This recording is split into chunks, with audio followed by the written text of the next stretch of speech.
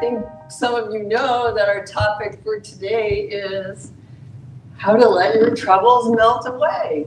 So that seemed like the perfect song. I even looked for lemon drops, but they don't seem to sell them these days. I didn't want to bring a bag of gummy bears, so things change, some things change. But really, wouldn't we all like to live in a land, a dreamy land, where troubles did melt away like lemon drops? I mean, troubles can be personal, and I know that everyone has had some troubles in the past, or maybe you have some troubles going on with you right now. And most of us also have some fears about troubles that might come up for us in the future. Troubles are just difficulties or problems that we have to deal with as we're making our way through life. Now, we usually think, when I say trouble, I usually think of, oh, my own little troubles or some family thing. But another meaning of the word troubles is public unrest or disorder, like the Irish Troubles of the 1970s, 80s, and 90s. I'm aware of that because I went to Belfast, Ireland in the 1990s, and I saw what it was like to have so many armed soldiers in the street. And yet we still had a very nice visit, strangely or not. And you could also say that, we're having a much milder form of trouble than in discord, let's call it discord in America today. And I just wanted to mention it because we're still having our Independence Day weekend, and we all want to feel celebratory. It's the 249th anniversary of our nation. You might know who Congressman John Lewis was. He was an American civil rights icon. And he famously said, speak up, speak out, get in the way, get in good trouble, necessary trouble, and help redeem the soul of America. Now, the term good trouble sounds self-contradictory, but he was really advocating making people's voices heard through nonviolence, peaceful protest, non-resistance. We see a lot of that in our streets today. Nonviolent action can focus attention on a situation without causing more harm. While violence, resistance, often seems to harden the forces at play. It's almost like it builds it up into more and more of a struggle and can make change even more difficult. So trouble can be personal, something we feel like we ought to be able to handle ourselves, or trouble can affect a group, like a family or a country or even the whole world. But whatever the trouble is, and whatever seems to be the cause, who or what seems to be responsible, trouble just means that someone or something is suffering. So I wanted to talk about this today because, to be honest, the New Thought movement, our science of mind teachings, tend to be so filled with positive ideas, positive affirmations, positive ideas and advice to to always look for the silver lining, to see the good everywhere, which is all true. But sometimes we can fail to pay enough attention to suffering and sorrow. But the thing is, we don't want to ignore trouble when it happens to us. We don't want to pretend that things are okay when they are not okay.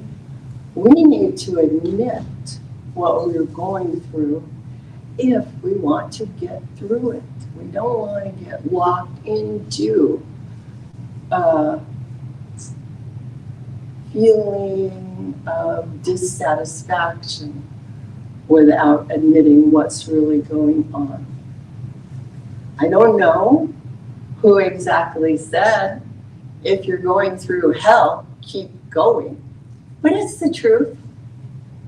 It's what we have to do. We don't want to deny our day-to-day experiences or deny our feelings about what is happening, because in reality, sometimes horrible stuff happens. You might have heard about the flood in Texas. That's a horrible thing. When someone dies, it's okay to grieve, to feel it. When a relationship or a friendship ends, it's okay to feel it.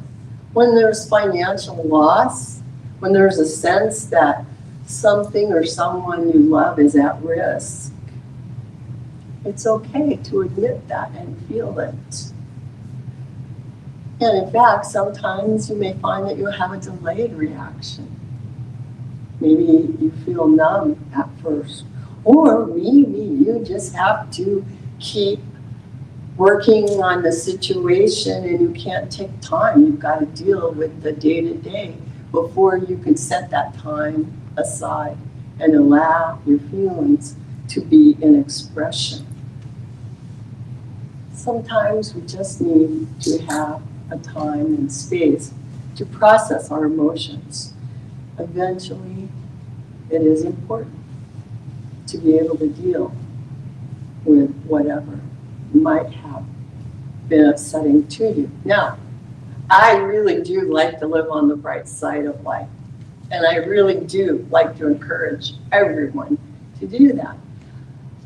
But on the other hand, sometimes the only songs that can soothe my spirit are the old spirituals, like Nobody Knows the Trouble I've Seen. Nobody knows my sorrow. And there is a word for this process: catharsis. It's a process of releasing strong, repressed emotions in order to bring relief. And music can be one of the methods for bringing that about. And sometimes the very first step in getting out of trouble is to simply notice that we are stuck. Notice that we are feeling lost or feeling helpless in the face of what is going on around us or in our own lives. See, we need to admit that this unwanted condition, that trouble, exists before we can make a new choice, before we can lay claim to what you want to experience, which we like to call the wanted condition, the goal, the choice, the destination. So I know I'm not the only person here who has difficulty admitting when I need help. It can be a serious thing for me. I still, one of the lessons I learned was when I sprained my ankle in the middle of a huge grassy field, and someone came up to me and said, "Do you need help?" No, I don't need any help. I'm fine. I couldn't even walk. I'm standing there. No, I'm fine. I'm like, "Here, let me bring you a chair." "Oh, okay, thank you." I didn't know, but it was so hard to admit it. And that was such a simple and obvious instance. And I'm not the only one who gets frustrated by that gap between what I'm wishing for and what life is dishing up. And there's a reason why we use that term, wishy-washy. Why we have sayings like, if wishes were fishes, we'd all swim in riches. Or, I like this one, if wishes were horses, then beggars would ride. These are very old sayings. It's not enough to wish. Wishes are not actually decisions. However, we can look at our wishes and daydreams and use them as clues. Clues to help us figure out what decisions need to be made about where we are in life and where we would like to be in life. So many of you know that this center was started by my mother, Jane Claypool, almost 35 years ago. But you might not know that before she became a minister, she was deeply involved in the AA, or Alcoholics Anonymous program. The first time she got sober, I remember, was after she was in a terrible auto accident. I was about 6 or 7. She drove into a lamppost. You might say she was scared straight. Later on, after I was grown and gone out of the house, her shrink told her she was cured, that she could drink normally now. And, well, she discovered that he was wrong. But happily then, she was able to get sober for good with the help of an AA group in Mexico, where she lived for a few years. And you can read about some parts of her life in her self-help book called Wise Women Don't Worry, Wise Women Don't Sing the Blues. She never minded sharing her story, although most people in 12-step programs should and do stay anonymous for very good reasons. Now, I'm a great fan of 12-step programs, not just because they help my mother, but because they've helped so many people that I am close to. 12-step programs are very compatible with our New Thought teaching in so many ways. And in fact, I found it interesting that the founders of AA used to actually hold their retreats at the High Watch Farm in Connecticut. The High Watch Farm was a farm that was used by the students of Emma Curtis Hopkins, who was one of ErnestHolmes, the founder of the Science of Mind, one of his teachers. And in fact, one of Emma Curtis Hopkins' followers eventually bought the farm and gave it to a group of the original AA founders to use as a recovery center. And that farm is still in use as a recovery center to this day. So in thinking about trouble, it just really felt important to me to share that the first of the 12 steps in Alcoholics Anonymous is that we admitted that we were powerless over alcohol, that our lives had become unmanageable. The first step, whenever you want to change, is to admit that something is going on that you don't want to see continue in your life anymore. Now, 12-step programs are quite harmonious with our approach to life, although I believe we go deeper into the metaphysics behind how and why change is possible, as well as how to do it. So then, what's ours to do next? After we have admitted to ourselves or figured out for ourselves what the trouble is, and hopefully gotten the vision of what we would like to experience instead. Maybe it's just more happiness, or even a sense of peace. Or it could be something dramatic, like a shift in career, or a new feeling of health and vitality. Whatever it is, the process is the same.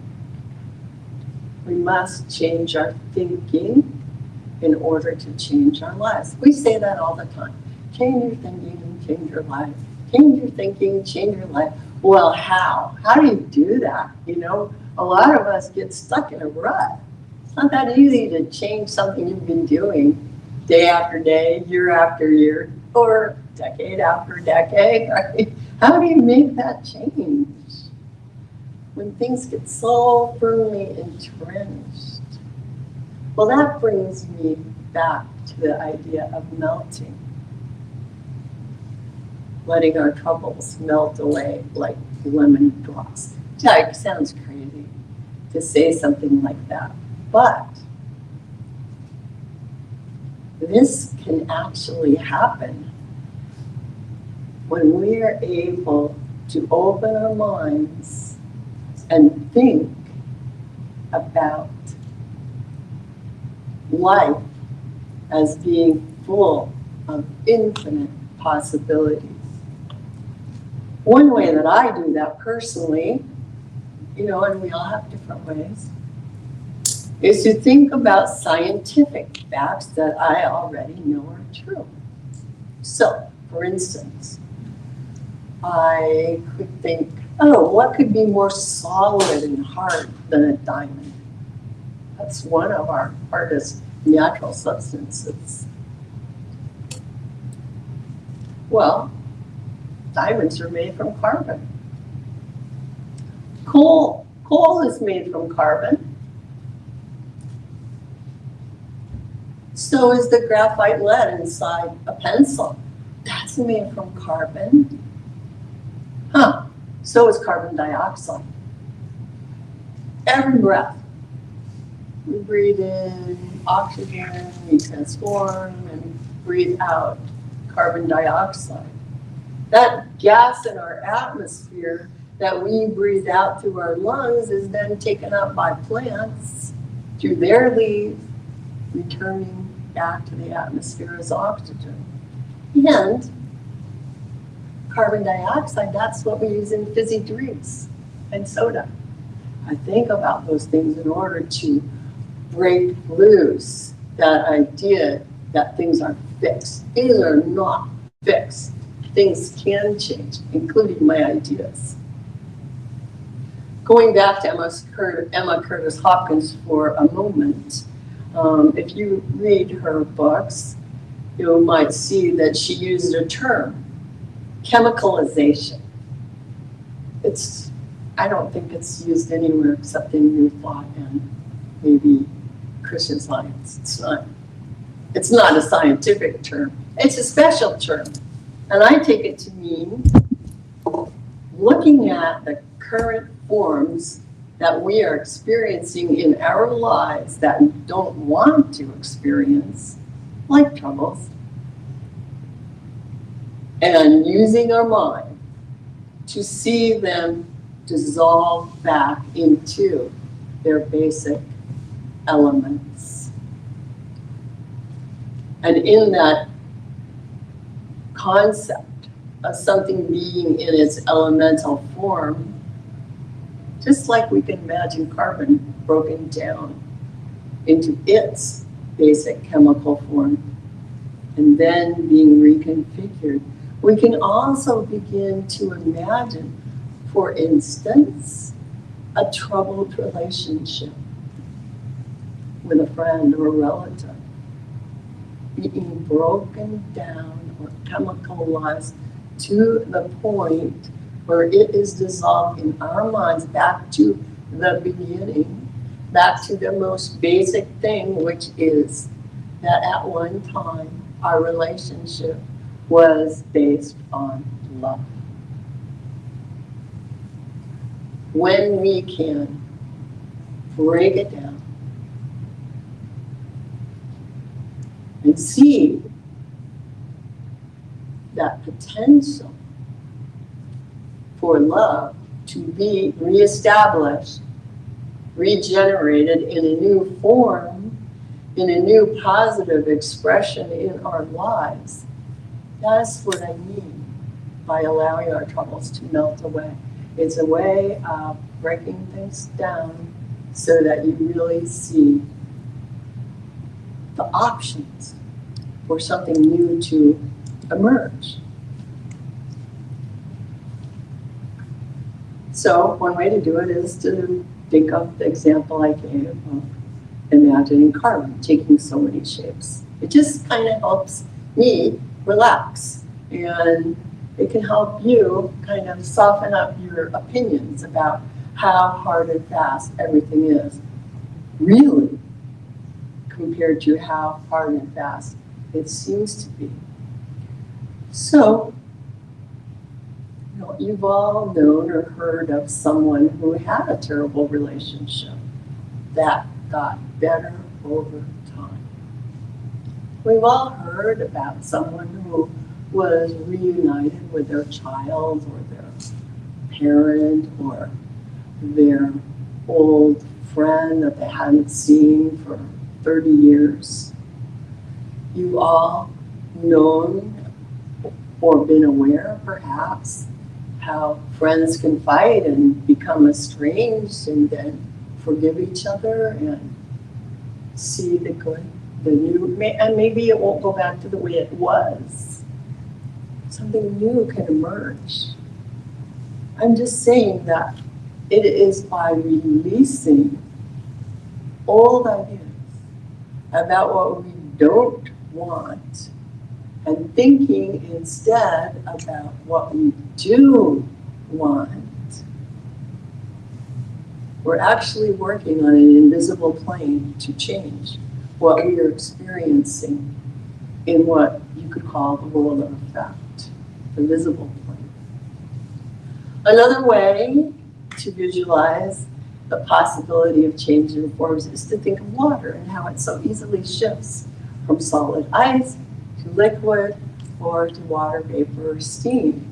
When I am using spiritual mind treatment, our form of affirmative prayer, on behalf of someone who has asked me to do a treatment for them because they would like to experience a change, I often will say to myself that all doubt, all obstacles now melt away like snow falling in a lake. That's actually easier for me to visualize than imagining that a diamond is going to turn into a ball of soda pop. Right? We all have to find images that work for us. Another way that works for a lot of people is to think about how a caterpillar turns into a butterfly, or an egg into a chicken, or a flower into a fruit. So you see how you can use your thought processes to more easily allow unwanted conditions in your life to dissolve, to let go of them, so that then you can move ahead and concentrate gently on what it is you want to experience instead.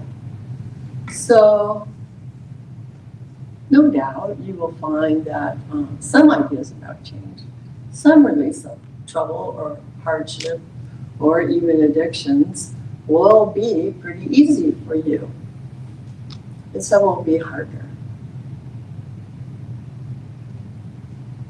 And I just want to say this.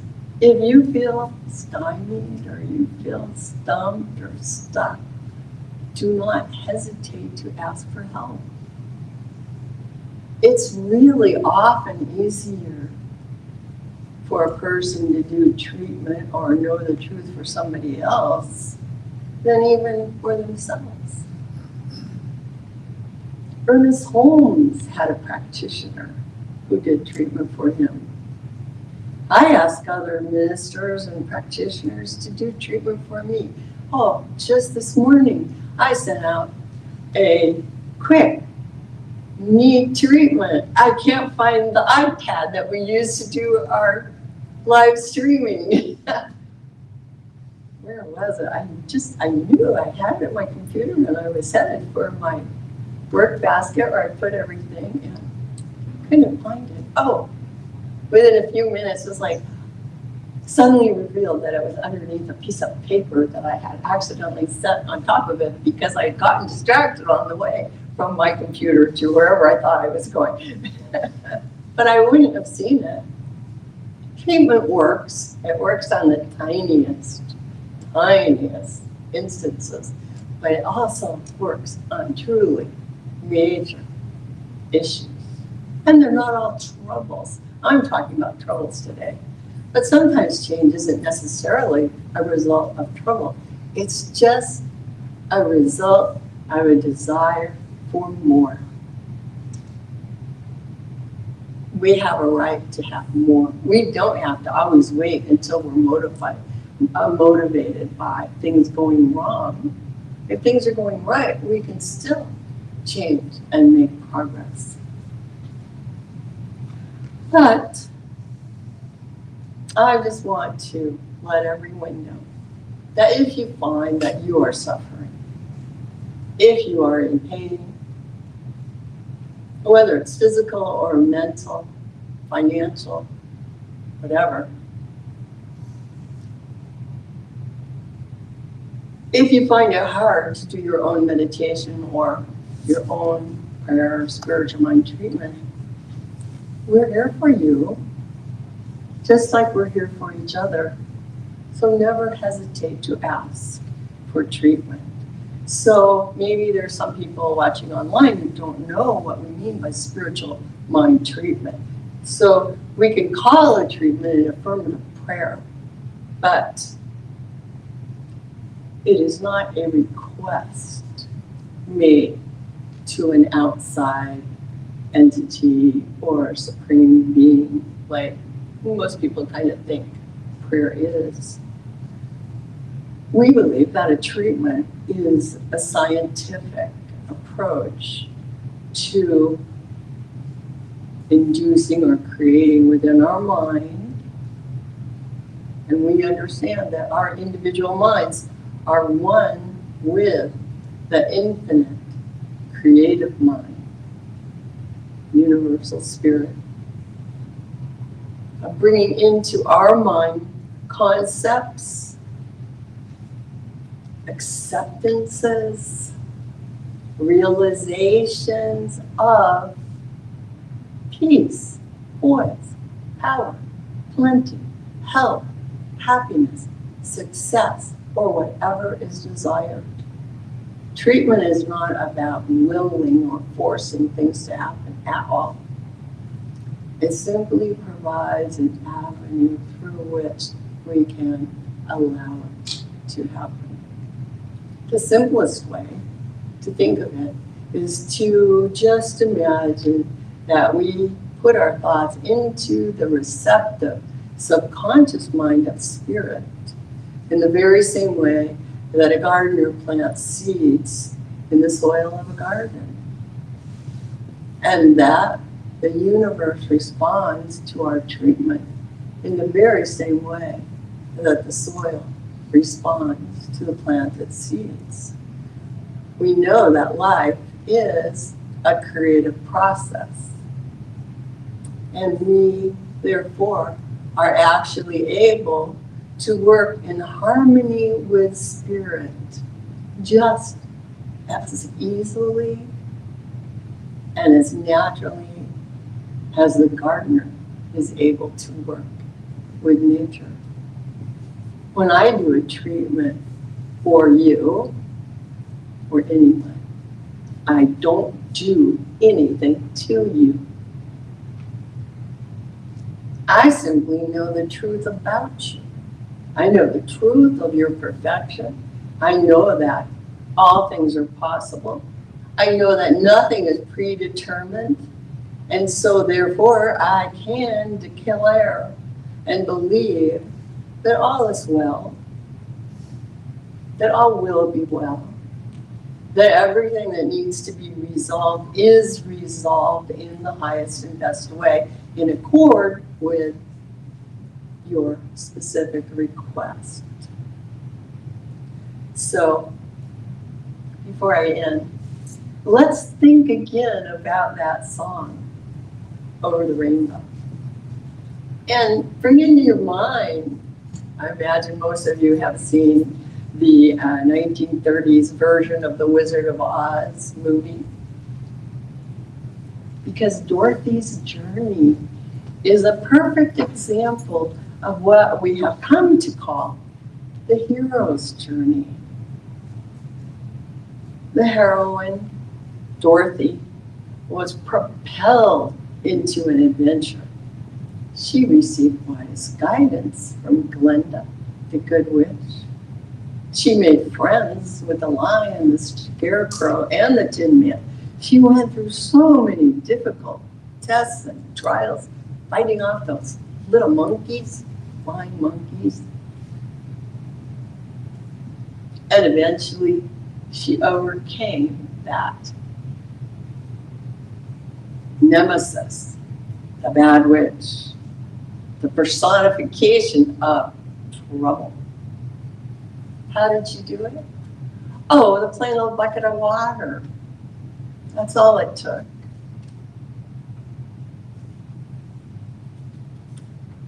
But when Dorothy melted her troubles away, the story wasn't over. When the witch was vanquished, when the trouble was over, her journey was not over. She still had to continue on in order to get to the Emerald City, where she finally discovered that the ideas that she had in her mind about how she was going to get back to Kansas were wrong. She found out that her idea of the mighty wizard was nothing more than a man pretending. You could say that she had been misled by appearances in the same way that you might be misled by seeing a shadow on a wall. Once she was in Emerald City, Dorothy was enlightened, informed, and awakened to the realization that she had the power to go home all along. And she easily found herself back home in Kansas then, bearing the fruits of her journey. The gifts of wisdom, freedom, friendship, and gratitude, as she finally was able to realize that for her, there was no place like home, that all was well, and she had nothing to fear. The truth is that we are not living in a dream world. There may seem like there are shadows around us, but don't be misled by them. The truth is that we are living in an infinite universe of good in expansion. The science of mind, our teaching, is a metaphysical approach to living. We have found that through understanding and using what we call spiritual principles and practices, we can experience a more fulfilling and satisfying life for ourselves and together. It's as if we are able to actually become kind of like a conduit for even more good to come into expression through us. As Emma Curtis Hopkins wrote, there is good for us and we ought to have it. And that's the truth, and so it is. Thank you.